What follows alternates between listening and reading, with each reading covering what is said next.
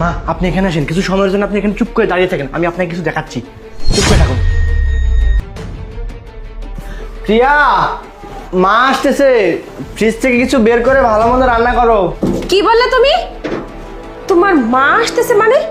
আচ্ছা, তোমার মায়ের কি লজ্জা শরম বলতে কোনো কিচ্ছু নেই? হ্যাঁ, এই তো রাস্তায় সেদিনকে অপমান করলাম, তারপরও আবার আসতেছে কেন? হ্যাঁ, কি শুরু করছে কি তোমার মা?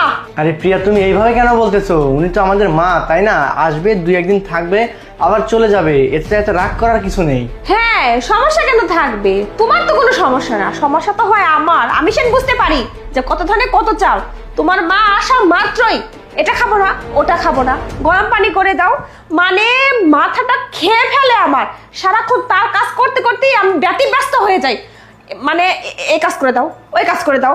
আমি কি তোমাদের বাড়ির চাকর নাকি চাকরানি, কোনটা যে সারাক্ষণ তোমাদের সেবাই করে যাব? আমার কি জীবন বলে কিছু নাই?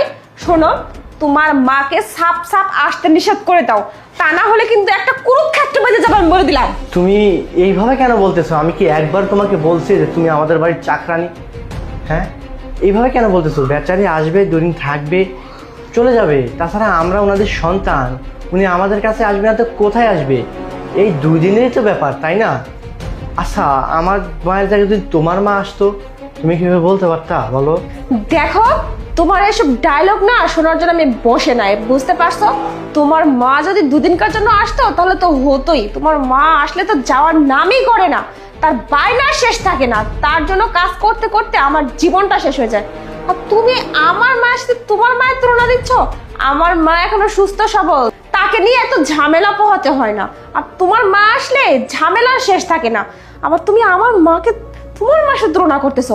শোনো, এত কোনো কথা নাই, আমি কিচ্ছু শুনতে চাই না, বুঝতে চাই না। তোমার মা আমার বাড়িতে আসবে না মানে আসবে না, আর যেখানে খুশি সেখানে যাক, আমার কোনো কিছু দেখার নাই।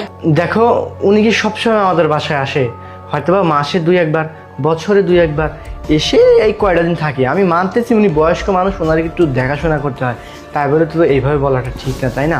আজকে ওনার জন্যই তো আমরা এত বড় একটা ফ্ল্যাটে থাকতেছি, এত ভালো চলতেছি, এত ভালো কিছু করতেছি। উনি আমাকে কত কষ্ট করে বড় করছে, মানুষ করছে, তাই না? আর আমাকে দেখতে চেয়েছে, সে আমি ওনার ছেলে, সেজন্যই উনি আমাদের কাছে আসতেছে। 2টা দিনেরই তো ব্যাপার, একটু মানিয়ে নেওয়ার চেষ্টা করো না। এই, তুমি এটা কি কথা বললে? প্রত্যেকটা বাবা মায়ের যে দায়িত্ব কর্তব্য তার সন্তানকে মানুষ করা, তোমাকেও করছে। এটা এমন কি কাজ করে ফেলছে? হ্যাঁ শোনো, তুমি লেখাপড়া শিখছো, তোমার বাপ মার দেখাশোনা করবা, ভালো কথা।